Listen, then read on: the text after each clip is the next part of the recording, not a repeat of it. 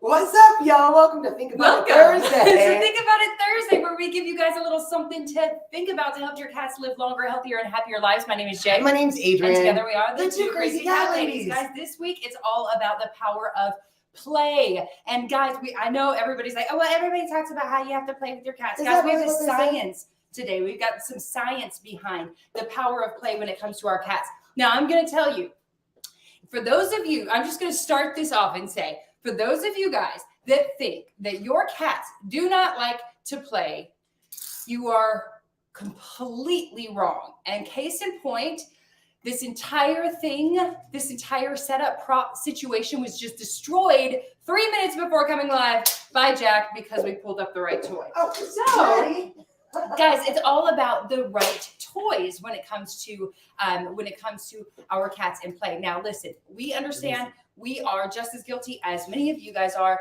that setting aside time to regularly play with your cats can sometimes seem daunting or something that we just don't do. It's like, oh, well, I have time. Let's play with the cat. But, 2 weeks go by and you don't have any time and they don't get any playtime. So making sure that we set aside that time, that specific time to play with our cats is super important. You guys, I'm pretty sure that all of you have something that looks like this, right? Yeah, maybe you either don't keep in it a in toy a box. or maybe under your couch, Exactly, under the oven, wherever it may reside. And the thing about this is that one of the studies that came out, which we thought was fascinating, was that by the age of 21 weeks, most cats lose all interest in toys that do not move. Right. So these toys that are just sitting here, unlike the bouncy tail balls, the toys that are just sitting around you may every once in a while, depending on the age of your cats, you may have cats that, what happened to my pillow? They already took it. Oh my God, they already took it. I'm telling you guys, they are bound and determined to destroy this Think About It Thursday. Jack's sitting there. We have our kitty crack pillows, right? Most of you guys have this. It's in our shop if you don't. Our cats go crazy for it. We can leave these out, and every once in a while we'll catch them, even our older ones, sometimes licking, rubbing, or kicking it, right? But that is it as far as the amount of playtime that they have. And while we can kind of consider that playtime, science says we really can't. Yeah, it's crazy. And I do think that while I think it's awesome for our cats to have things like something with catnip in it or something like that, that the studies on engaged play and the power that it has for our cats' mental and emotional health is really remarkable. Yeah, the science shows that the majority of cats prefer to play with something that looks, feels, and even smells sometimes like their prey, right? It says the majority of cats prefer toys that looks, feels, and moves like their prey. So when we have these cute little toys, and we've got a ton of them, guys, this isn't even half of our cat's toy box. It's crazy. But when we have a bunch of toys just laying around, it's very unlikely that they're going to actually engage in it. So engage and play with it. So we have to kind of create novelty. Correct. And we have to create novelty, but we also have to create engagement with our cats. That's the important part. And I think it's also fascinating to see what our cats prefer. So cats are little predatory beasties, and we know that they're always out there infringing on the bird population and the small rodents. Right. But some cats actually have preferences. Some cats really like that ground chase. Some cats really like the aerial. Yes, which is the whole reason. Yep, here he comes. It's the whole reason that this entire thing was destroyed is because we brought out the peacock feather, and the peacock feather is more of an aerial type product, right? One of our favorites that we have over there because we don't want to bring it out and destroy everything.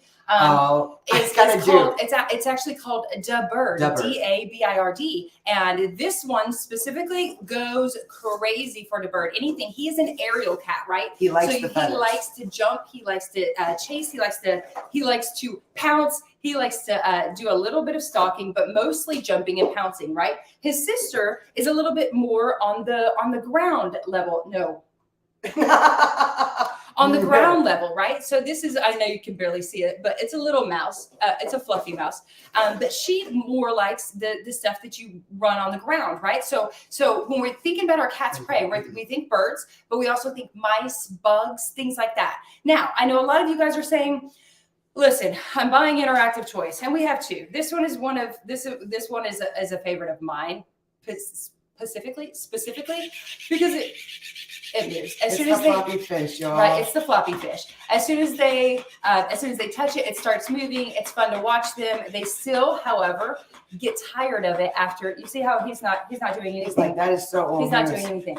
So they still get tired of it after a short amount of time, right? So what we need to do is figure out what our cats like the most, and as much as it's fun to spend money on these little balls, and we even have one of these. The bouncy tail balls are fun because they keep moving, right? Go get it. Yes, there we go. We also have these little things that we got on Amazon. You know, the little I don't know what they're called, but watch yourself.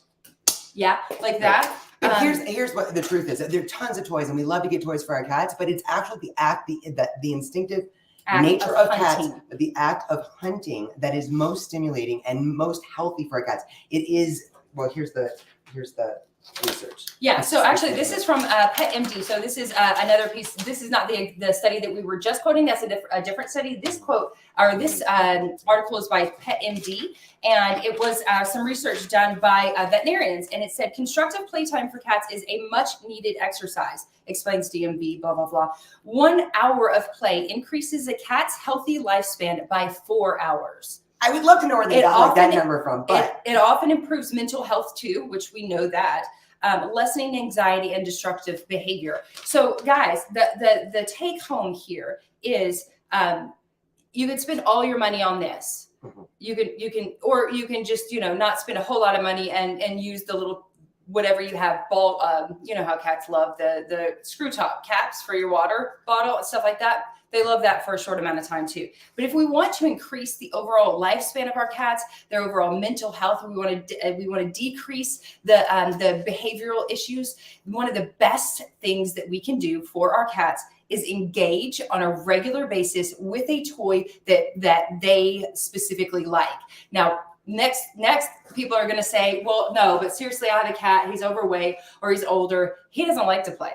You guys, this is what we learned with our Pooh Bear. Dr. Marcikowski with Feline Behavior Solutions said he is lying to you. And really what it boils down to is the fact, especially in multiple cat households, you may have a cat who actually prefers to hunt alone. Cats are solitary hunters. Sometimes their young ones don't mind if they're all playing together, but our older boys especially, and one of our girls, they prefer to hunt alone. So that's why it takes that extra interest to understand our cats a little bit better and commit to making a routine playtime. Like Jay said at the beginning, you guys, this is one of the topics that we struggle with the most. Thank God we've got Lindsay that comes over a couple times a week, and she really helps bring that routine playtime into our cats' lives as well. But it's something that is a profound commitment for us, engaging in that one-on-one playtime, and it helps their mental and emotional health so much. Well, I want to reiterate, if you already iterated it, I want to reiterate that that one-on-one playtime, it means that it is away from your other cats. So if you guys are like us and you have 6 cats, or you have several cats in your home and you have one that doesn't like to play, they likely don't want to play in front of other cats. So if you take them in a room alone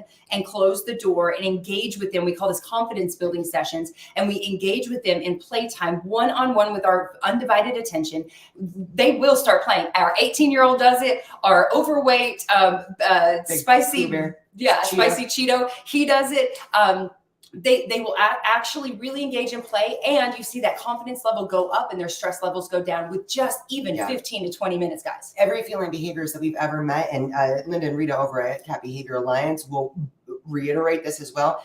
The playtime will mitigate any number of behavioral issues, either inner cat issues or behavioral issues around the house. So many times we look at destructive behaviors that are destructive to us because our cats are bored and they are doing things that we find destructive. If they have that, if we can commit to bringing a routine playtime into their lives, we're going to notice a difference in those behaviors that we're really struggling with and want to help. Yep, and we will, in the long run, we will also notice a difference in their overall health and well-being. So if you want your cats to live a long time, one of the best tips you can do is play with them on a regular basis. Get them engaged in prey sequence playing. We love you guys. Thank you so much for joining us for this Think About It Thursday. Think about when you're going to schedule your cat's playtime. And thank you guys so much. Join us in about 20 minutes. We are going to be live with the dedicated feline behaviors, Laura Lee, on our podcast that'll be live on YouTube and Facebook in about 20 minutes. We hope to see you guys there.